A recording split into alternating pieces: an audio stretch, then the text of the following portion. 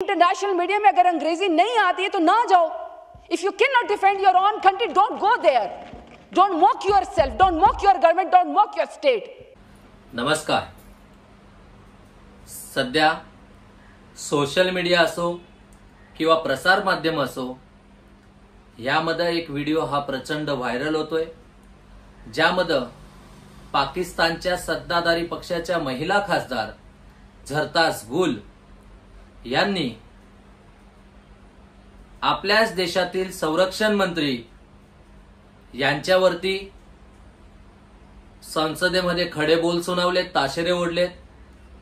आज याच संदर्भात याच विषयावरती आजच्या आपल्या या व्हिडिओमध्ये चर्चा करणार आहोत. तर नमस्कार, मी कल्पेश पाटील आणि आपण पाहत आहात केडीपी न्यूज. पाकिस्तानची संसद आता कुठल्या तरी एका युद्धाचं मैदान बनलंय. ओरडून आपल्या एका खासदारानं आपल्याच देशातील संरक्षण मंत्री यांना संसदेमध्ये खडे बोल सुनावलं आणि त्यासोबत सांगितलं, जर का तुम्हाला इंग्रजी येत नसेल तर आंतरराष्ट्रीय मीडियामध्ये जाऊ नका. जर तुम्हाला आपल्या देशाची इज्जत वाचवता येत नसेल किंवा वाचवू शकत नसाल तर कुठलीही प्रतिक्रिया ही देऊ नका. हे वक्तव्य एका कुठल्या सामान्य नागरिकाचं नसून हे वक्तव्य केलंय पाकिस्तानच्या एका जबाबदार महिला खासदारानं. पाकिस्तानच्या संसदेमध्ये पाकिस्तानच्या महिला सत्ताधारी खासदारानं झरताज गुल यांनी हे वक्तव्य संसदेमध्ये केलंय. आणि खरं तर भारताकडून केल्या गेलेल्या लागोपाठ स्ट्राईक्स आणि ड्रोन हल्ल्यांनी पाकिस्तानच्या सैन्याला हादरवून सोडलं. भारतानं पहिल्यांदा एका न्यूक्लिअर देशावरती त्यांच्या घरामध्ये घुसून त्यांना मातीमध्ये गाडत मल्टीप्लेअर एअरबेस वरती हल्ला केला. आणि आता पाकिस्तान हा संपूर्ण जगासमोर रडत आहे. पाकिस्ताननं ट्विटर देखील बंद केलंय, जेणेकरून भारताच्या हालचालींची किंवा हल्ल्यांची सत्य परिस्थिती ही बाहेर यायला नको. आणि ज्यावेळी हे व्हिडिओ समोर आले ते सांगतायत की पाकिस्तानची ही परिस्थिती अतिशय बिकट आणि अतिशय खराब झाली. सध्या एक व्हिडिओ जोरामध्ये व्हायरल होतोय, ज्यामध्ये पाकिस्तानच्या एका महिला खासदारानं, सत्ताधारी पक्षाच्या खासदारानं आपल्याच सत्ताधारी पक्षाच्या मंत्र्यांवरती जोरदार ताशेरे ओढताना दिसतायत. आणि त्याचसोबत त्या संरक्षण मंत्र्यांना उद्देशून म्हणतात की इंटरनॅशनल मीडिया म्हणजे आंतरराष्ट्रीय मीडियामध्ये जाऊन पाकिस्तानची इज्जत खराब करू नका. जर तुमच्याकडून प्रश्नांची उत्तरं दिली जात नसतील तर जाऊ नका. आणि काय पाकिस्तान खरंच अंतर्गत आतंकवाद्यांना पाळतो का, ही गोष्ट तुम्ही स्वतः कबूल केली आहे. आणि हे वक्तव्य पाकिस्तानच्या अंतर्गत एक वादाचा मोठा आरसा आहे. एकीकडे भारत हा पाकिस्तानची झोप उडवतोय, तर दुसरीकडे पाकिस्तानची जनता आणि विरोधी पक्ष सरकारच्या नाकामीवरती भडकलेले बघायला मिळालेत, नाराज बघायला मिळाले. यासोबत अजून एक व्हिडिओ व्हायरल होतोय, त्यामध्ये पाकिस्तान आर्मीचा एक रिटायर्ड ऑफिसर हे सांगताना दिसतो की आम्ही चीन, रूस आणि अमेरिकेकडून भारतावरती प्रेशर टाकण्याचा प्रयत्न करत आहोत. म्हणजे आता पाकिस्तानची परिस्थिती अशा पद्धतीने झालीये की जगासमोर रडून भीक मागायची, मदत मागायची. तसंच यासोबत स्वतःचे अधिकारी सांगतायत की भारताचे ड्रोन हे संपूर्ण पाकिस्तानभर फिरतायत, परंतु त्यांच्यावरती रोखण्यासाठी कुठलाही विकल्प हा आपल्याकडं कुठलाही विकल्प नाहीये. म्हणजे आता पाकिस्तानची परिस्थिती एवढी खराब झाली आहे की जगासमोर रडून भीक मागावी लागते, मदत मागावी लागते. तसेच स्वतःचे सैन्याचे अधिकारी, पाक सैन्याचे अधिकारी सांगतायत की भारताचे ड्रोन हे संपूर्ण पाकिस्तानभर फिरतायत, परंतु आपल्याकडे त्यांना रोखण्यासाठी कुठलाही विकल्प नाहीये, याचसोबत कुठलीही सिस्टम देखील नाहीये. पाकिस्तानचा संपूर्ण एअर स्पेस हा रिकामा पडलाय. कुठलीही फ्लाईट पाकिस्तानमध्ये जात नाही, ना कुठलीही फ्लाईट पाकिस्तानमधून बाहेरील देशामध्ये जाते.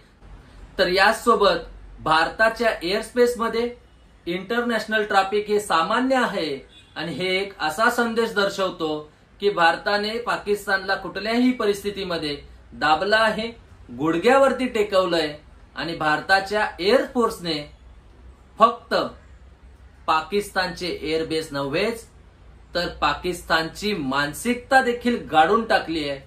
पाकिस्तानी मीडिया आतापर्यंत फेक न्यूज चालवत होता.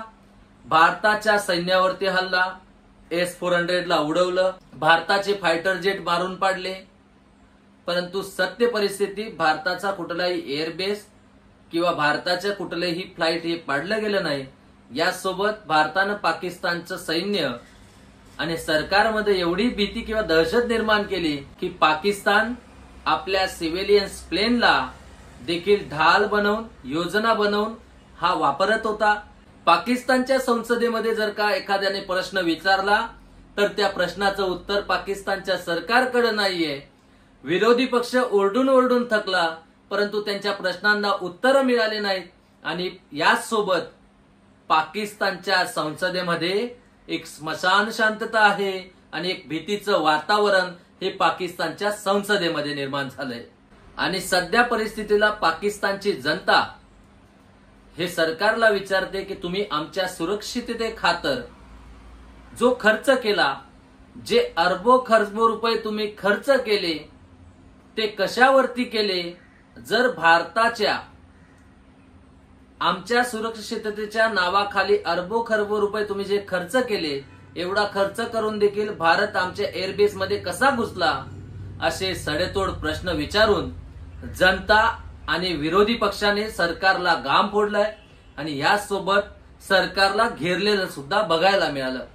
आणि यासोबत एका व्हायरल व्हिडिओमध्ये पाकिस्तानी अँकर प्रार्थना करताना दिसते, या रफिकाबा इस मुल्क की रक्षा करना जो तूने हमें अदा किया है. म्हणजे याचाच अर्थ पाकिस्तानच्या संपूर्ण अपेक्षा या परमेश्वरावरती आहेत, कारण जमिनीवरून भारताच्या ताकदीनं त्यांच्या सिस्टमला संपूर्णपणे चकनाचूर केलंय. आणि याचसोबत व्हिडिओमध्ये पाकिस्तानची दुर्दशा, या तिन्ही व्हिडिओमध्ये पाकिस्तानची दुर्दशा बघायला मिळते. आणि याचसोबत हे देखील सांगतंय की भारतीय सैन्याची शक्ती आणि भारतीय सैन्यानं पाकिस्तानला कशा प्रकारे अद्दल घडवली आहे, कसं बर्बाद केलंय. पाकिस्तान थरथरलाय. जो पाकिस्तान कधी काळी भारताला डोळे दाखवत होता, तो पाकिस्तान आज जगासमोर भीक मागताना दिसतोय आणि संपूर्ण जगाच्या कानाकोपऱ्यात जाऊन सांगतोय की आम्हाला भारतापासून वाचवा. UN पासून तर संपूर्ण जगातील कानाकोपऱ्यात जाऊन सांगतोय की आम्हाला भारतापासून वाचवा, भारताला थांबवा.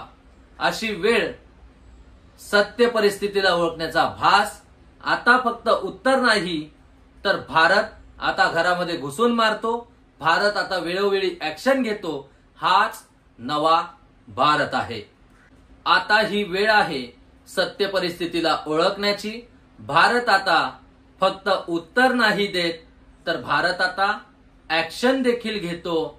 आणि पाकिस्तानच्या संसदेमध्ये झालेला हा गदारोळ त्याचीच एक रिॲक्शन आहे. तर आजचा हा व्हिडिओ तुम्हाला कसा वाटला कमेंट करून नक्की सांगा. आणि आपलं चॅनल KDP न्यूजला जर का तुम्ही सबस्क्राईब केलं नसेल तर सबस्क्राईब करायला विसरू नका. जय हिंद, जय भारत, वंदे मातरम.